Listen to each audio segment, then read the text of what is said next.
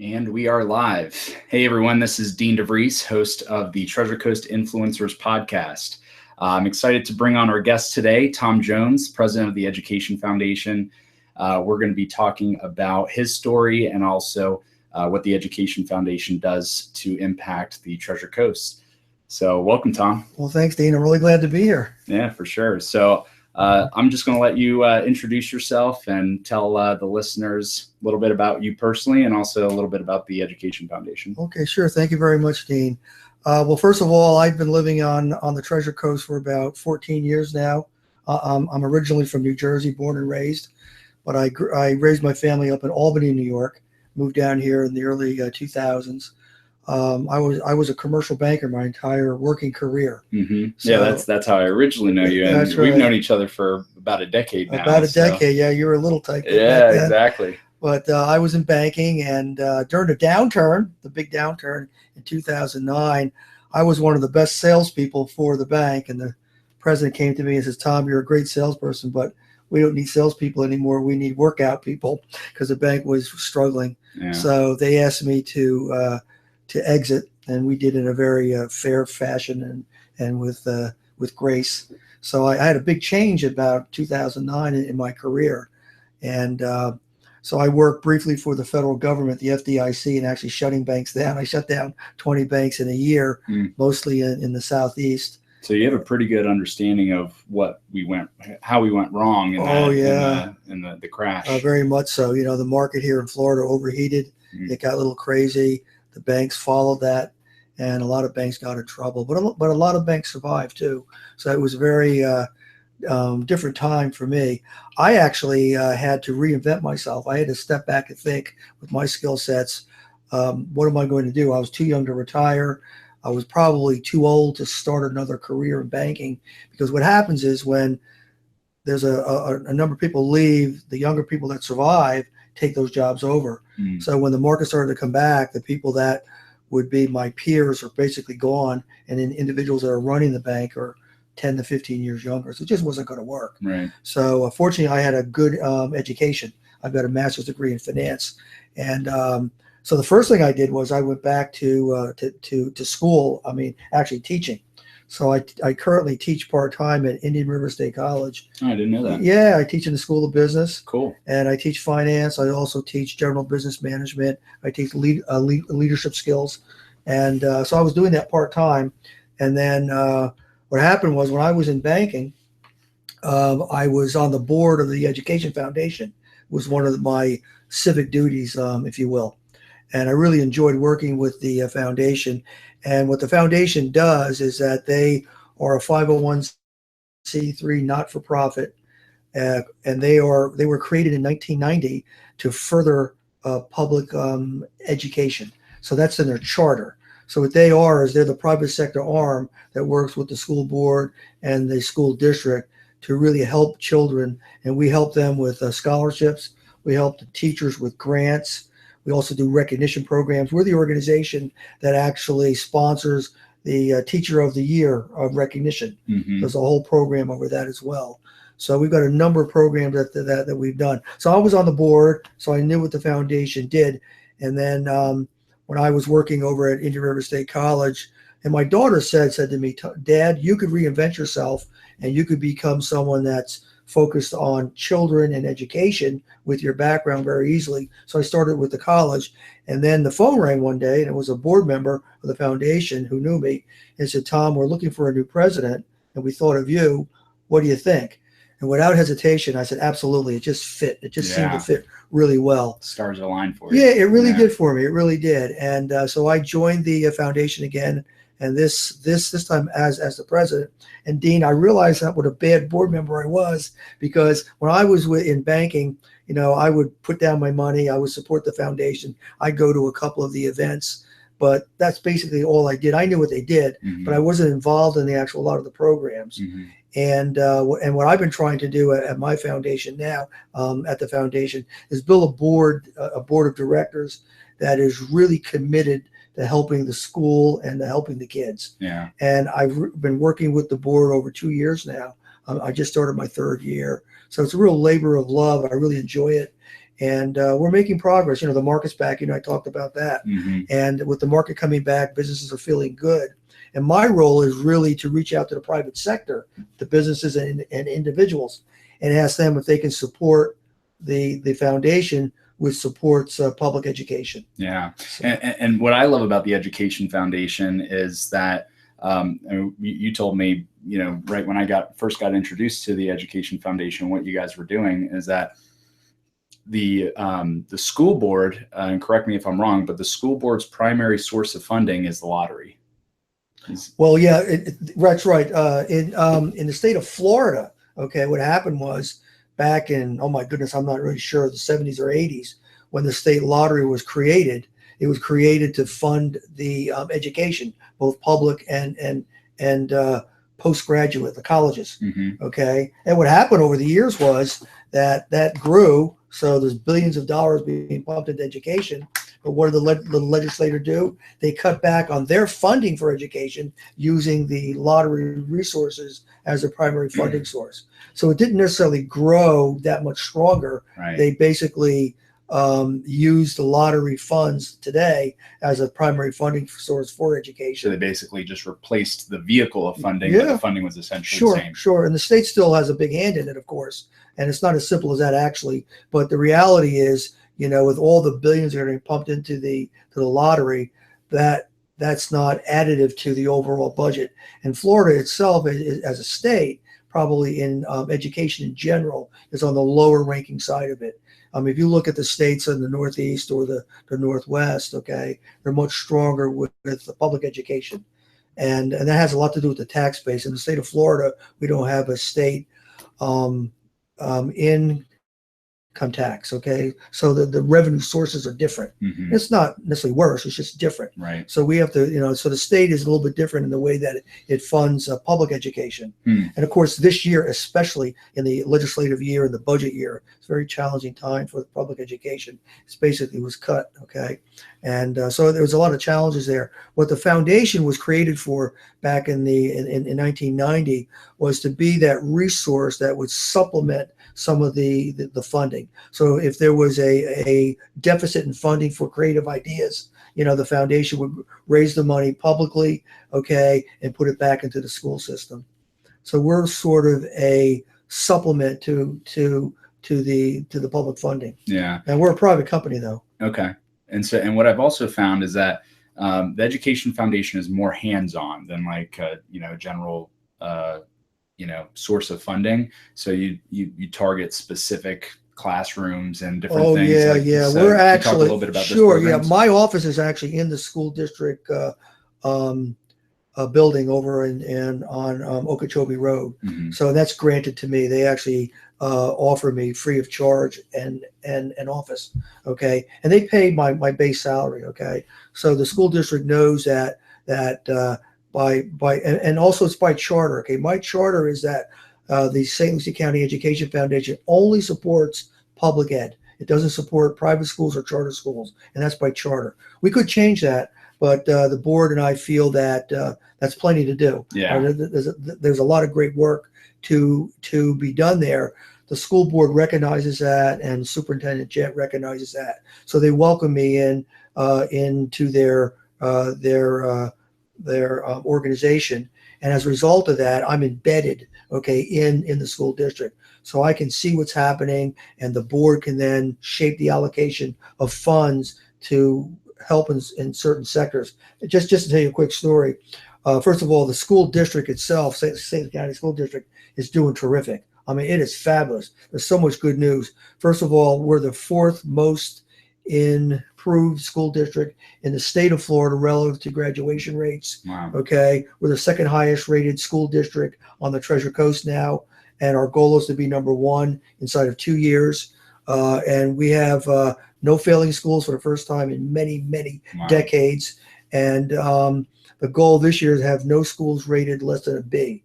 So there's a real sense of urgency, and there's a sense of mission that's really being led by Wayne Gent, the superintendent, who is a fabulous individual. He's a tireless leader. And what he's trying to do, he's trying to raise the standard. He's trying to create a culture of success and a culture of excellence. and do it in a way that's team building. So he's sort of like the agent of change. Yeah. And I'm very privileged to be a part of that. So what I do is I can look at the landscape, and I can take a look at the areas that need support. Like, for instance, we all know that literacy is so important in everyone's life. Mm-hmm. So if you don't read proficiently, it affects you, I mean, in every facet. Yeah, we were talking about a statistic about that. There is. Oh, absolutely, yes. If you don't read proficiently by the third grade, I call that the brick wall. Mm-hmm. You have a 70% chance of failure. Graduate. Wow. 70% chance of not graduating. And if you do graduate, you're going to be at a lower level job for the rest of your life. Wow. So it's so important. So the skill sets that you learn from age 3 to grade 3 are really important in terms of reading. Age 3, if you think about it, that's a toddler. Okay. And we know that toddlers at that age have to have appropriate vocabulary and appropriate socialization skills to go into kindergarten. And if they go into kindergarten, they don't have that, they're already behind. Right. And it takes a lot of effort to catch up. So what I've done is I've shifted resources from the foundation into literacy. It's that important. Into those third grade and below. Oh, absolutely. Yeah. The third grade's a brick wall. And here's something that I learned when I joined the foundation, and it's state regulation. Okay, according to state regulation, you can't fail first and second grade or kindergarten first and second grade. So you're moving along. Right. If you don't read proficiently and you're moving along. So it's almost hard to track what the students are actually doing in those first and second grades. Well, actually, it's not hard to track, but it's hard to do. Right.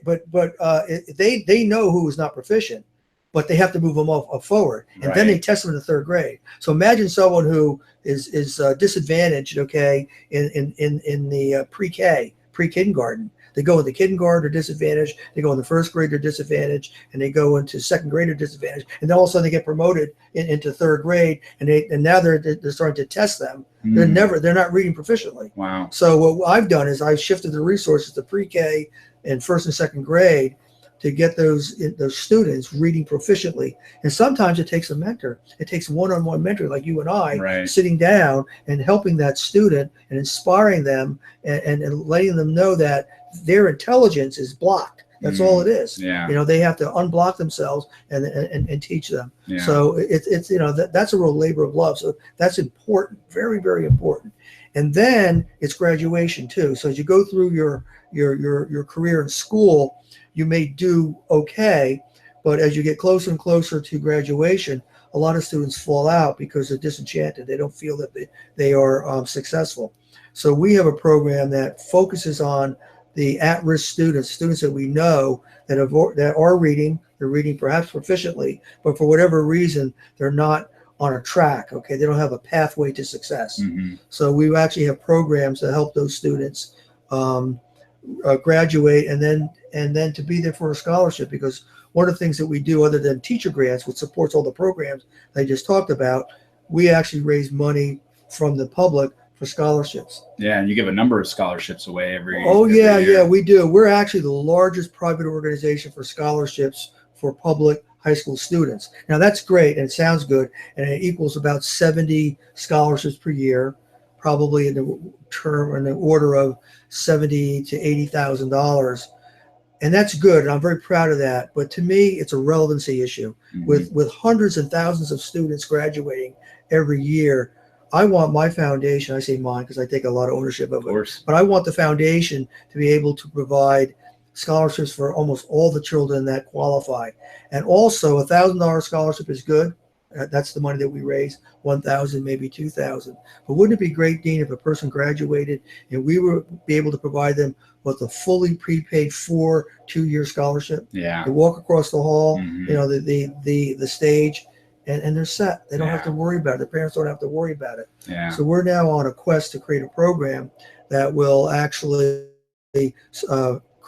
create and provide fully prepaid scholarships. Yeah. And if I can do that in abundance, it becomes thousands of scholarships fully prepaid to students that have earned it or students that are struggling and just need that break, then we're making a difference. Totally. And that's the key. Yeah, and I definitely saw the reality of that because I judged one of the scholarships. You did, yeah. Helped pick a winner for one of them. And for me, I always, just my parents they place a lot of importance on, getting good grades. And so I always excelled through school, got scholarships, but there's a lot of people that, a lot of kids that they've got the determination, but maybe just not the right guidance, whatever the case may be. And so and also, people that are coming in from outside the country, as like immigrant families that are doing some really, really positive things in the, for their own family, but also just a contribution to society. So reading some of those stories made it so real for me. And I'm like, wow, this is the change that the Education Foundation is making. And really the biggest challenge is just scaling it, and getting it as many. You're absolutely right. Yeah. It's all a matter of scale. I think we're doing wonderful things on a smaller scale. The foundation, just to tell the audience, in terms of scale, we are in the lower end of the middle in terms of foundations. We have a budget of about $250,000 a year. I'm the only full-time paid professional. We have a part-time office manager, and now we're hiring a part-time program manager. So we're just starting to scale up a little bit. But the relevancy for the foundation comes in at probably about $500,000. And once it reaches $1 million in total revenue that's flowing through the foundation, then it becomes very relevant. And then we can impact students in a much better way. Mm-hmm. I can tell you the economy and the base of St. Lucie County can support $1 million foundation over time. Mm. It hasn't, but it can. Right. Now, I say that because there are other foundations in the county that do other things that are several $1 million in size. Mm-hmm. And those are private sector supported organizations. So it does exist, okay? It's a matter of tugging on the right heartstrings, right, telling the right story, bringing people in like you, Dean, which have been a terrific volunteer and someone that has a passion to help our children. And it's all about really, for me, if we can graduate students that are work ready and want to stay in the county and give back to the county by living here, buying houses, okay, visiting and being a customer of all the businesses here and having that quality of life that we offer, I think that's a win-win. Yeah, it's a definition of a robust community. Exactly right. Yeah. And that's what we're all about. And we're getting there. We're getting there slowly. It's an uphill climb every day. Yeah. But the county itself is very generous. There's a number of people who are big supporters of the foundation. I'd like to name a couple of them because of course. I just want to first of all, Kaiser University. Kaiser's a private nonprofit university. It's right. They have a campus here in Port St. Lucie. They just built a 75,000 square foot new campus office building. And Leslie Christoph is the campus president. She's my board chair. That's a volunteer position for her. And the reason that she does that is that she wants to help the students in the public school system graduate, and then even if they have to go to work, they can go part-time to school, just like IRC tries to do that also. So they have a vested interest in educating our youth.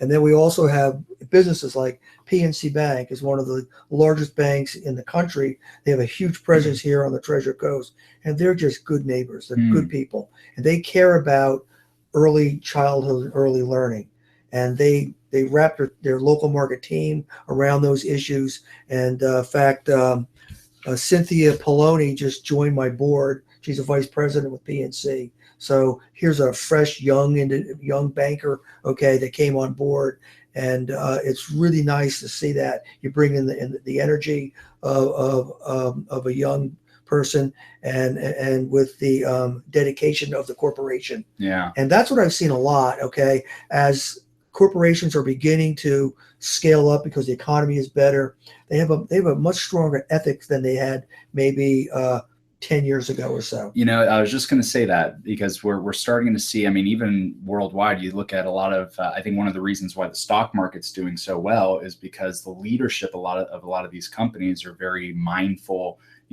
like forward thinking, but coming from a place of contribution type CEOs. That's exactly right. So I love to hear that, there's partners that we have in, moving forward with this cause of investing into the future of our community through education. So I love that.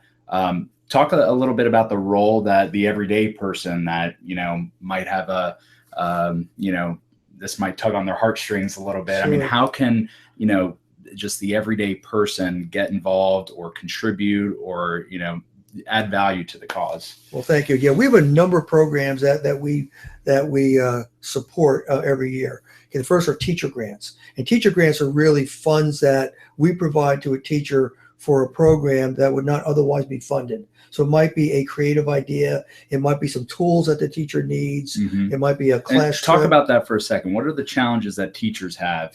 Because I know that, that there's very little, if any, a budget for them to enhance their classroom experience. So talk a little bit about that. Sure. Teachers always struggle, and you hear the stories about teachers taking out of their own pocket to provide, pencil, papers, and pens and all that. And the school district does a great job in trying to support that. But the reality is they can't support all the programs, so there are limitations.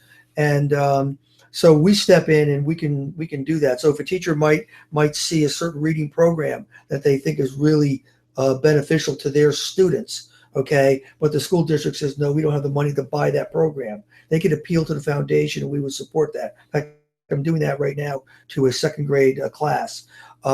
There was a second grade class last year, and in the school district, they have, like, for instance, they may have several second grade classes in a pod, if you will, and in the center would be a learning center. So if a student is reading at a higher level or a lower level, okay, the teacher might want to bring that student into a lab and kind of teach them very specifically. It's like an incubator. Yeah, really, to help that student get to either proficiency or to allow them to excel while that teacher teaches the math students. So there's technology involved in that. There's Bluetooth technology, there's iPads, there's earbuds and all that. And the school may not have the ability to purchase all of those. Sometimes they break and they can't replace them in their mid-year and a term. So we step in and we provide that. So that's teacher grants. The other thing is scholarships. I talked about that. We're one of the largest private sector organizations providing scholarships to students. So what we do is we appeal to the public for scholarships, and we safeguard that money and we ensure that it goes to the students. So someone can go on our website, efslc.org, hit donate now, and we're a 501c3. So to the extent that it's possible, it's tax deductible. Okay. And it's very easy on the website. You click it, you can put it any dollar amount in. I'll make sure that I put this in the show notes. So if you're watching this on YouTube, you'll see it right below. If you're listening to this on iTunes or Stitcher or SoundCloud, there's going to be a description of the episode, which will have all of your information, Thom, as well as the website for the Education Foundation, where you can get involved, donate, and learn more about what the foundation's doing. Yeah, thank you. I appreciate it. So I want to go back to what you said earlier about the mission of our school district is to become the #1 school district over the next 2 years. The #1 school district on the Treasure Coast. On the Treasure Coast. And #1 right now is Martin County. Okay. So how do you see that transpiring over the next 2 years? What needs to happen? What challenges are we going to have to overcome? And how can we all put our heads together to make this a reality? Well, one of the real challenges is poverty. Okay, it just is. And our county, about 74% of the students qualify for free and reduced lunches. Poverty hurts the nuclear family, puts them under stress. But the public school district, by its very charter and by its very nature, accepts everyone. So anyone can walk in the door. So we have a lot of students that are under stress. Okay, and in some cases the parents aren't as involved as they should be. So that's a burden on the school district. Okay, and they accept that, and they do. But it's a burden on the school district. And what's happening in the realm of things, as charter schools become more popular and private schools are about, parents who are engaged have choices. So the school district wants to be one of those choices for the engaged student, as well as the student that is just shown up at the front door. And they treat everyone equal, okay? But they want to give everyone that equal opportunity for success. So what the school district needs to do is they need to just work on literacy. They need to work on a student being as proficient as possible in the state testing realm, okay? And you do that by inspiring the teachers who have this significant role in shaping a student's life, and trying to be as creative as possible and using all the tools in their toolkit to try and inspire these children to learn. And so it's a real journey, And I can tell you the school district is up for it. They're excited about it. The Education Found there is there as a resource to kind of supercharge things, kind of focus on certain programs, and we're just thrilled that we're a partner. And it's nice to see a county like ours that's been around for so many years and has been a real steady eddy to really suddenly over the last couple of years say, you know what, we can be great. We can be the best school district in the county. Now, what does that do? That helps out your business because now we have, because as people move into the county, what they're going to say is, hey, tell me about the school system. Hey, the school system is terrific here. It's one of the best in the state of Florida. Today, you could say it's one of the most improved school districts in the state of Florida and getting better. So that's the story we're telling. We're glad that we're a part of that effort. We're counting on the public to support us. Let me talk briefly about one more thing. Sure. We're planning a celebration, if you will, of public ed. Okay, and this is a celebration. The first week of November 1st to the 7th, we're going to celebrate all the wonderful things that are happening in the public school system. We're looking for a proclamation from the governor, maybe a proclamation from the county to celebrate St. Lucie County public education. And the foundation is going to be asking for businesses and individuals to donate money for the grants and the scholarships. And the good thing is there are matching grant opportunities. The state of Florida has a matching grant opportunity for grants and a matching opportunity for scholarships. So every dollar that you donate between now and November will be matched dollar for dollar by the state of Florida. So we donate $1, that's $2. Wow. For either a scholarship or a grant. And that's already in place. So it's already in place. It's already working now. So we want to get the word out to the public that we have a very rare opportunity. Now, the state of Florida has $55,000 matched money for the county, for St. Lucie County in grants. So if I raise 55, the state gives me 55. On scholarships, it's 100,000. Wow. So if I raise 100, they give me 100. Now it's a very specific program. Right. It's called the STAR Scholars Workforce Readiness Program, which really tries to have business mentors meet with students to help them graduate. But when they graduate, they're there for that fully prepaid scholarship. Yeah. So, and that's that matching part of it. So we have found these matching programs. Okay. So the audience or the residents of the county can donate to the foundation, knowing that their money will actually double. So it's supercharged, and I think that's terrific. That's awesome. Yeah. So it's the first week of November. We're going to be advertising this. We're looking for businesses to kind of help out. Like for instance, if you own an automotive shop, you might want to donate a portion of the proceeds from your oil changes to the foundation during the week. You know, and then I know you had like a brewery, I think Sailfish Brewery. Sailfish Brewery. Yeah, right. tell the listeners. Well, the owners of Sailfish Brewery called me and said they wanted to help the kids out, and I said, terrific. Now we're a separate foundation, so alcohol mixes a little bit because we're separate from the children. Yeah. But they actually will offer in the first week of November all of the proceeds from the sale of a draft beer. And I don't know what they're going to name it, whether they'll name it after us. Yeah. But if you go into their facility in Fort Pierce during Celebration Week and you buy a draft beer, you'll a portion of that will go towards the foundation. That's awesome. Yeah, it's awesome. And there's a lot. I'm going to challenge anybody that is listening. We have a lot of small business owners that listen to the show, and that I send this out with my real estate clients. I just tend to work with a lot of small business owners. So anybody that wants to get involved, like I said, all of Thom's information is going to be in the show notes here. I encourage you to get involved in any way. If this is something that resonates with you and something that you want to be a part of, I mean, what a cool idea for a brewery, to donate all those proceeds that go back into our education system, back into the future residents of our communities and future leaders of our communities. I think is super cool. So I trumpet that message along with you. So hopefully this platform can work in that direction and get more people involved. Yeah, we're calling the program working together for success. Cool. It's all of us. It's the public. It's the school district. It's the businesses working together for our children is what it's all about. I'm very excited about it. I think it'll be an annual event that we have an annual celebration, because I know the news is getting better and better about public ed here in St. Lucie County. Well, working together, we can accomplish that. Yeah, absolutely. Thank you, Dean. We're running up on time here, but I do want to also just address the coupon book. Oh yeah. This is I think is a great way that anybody can get involved and also get a lot of value out of it. I purchased one. I've used definitely more than what I paid for it in terms of getting coupons of different vendors here in the area, restaurants. The car wash deal is incredible. Oh yeah. This book costs $25.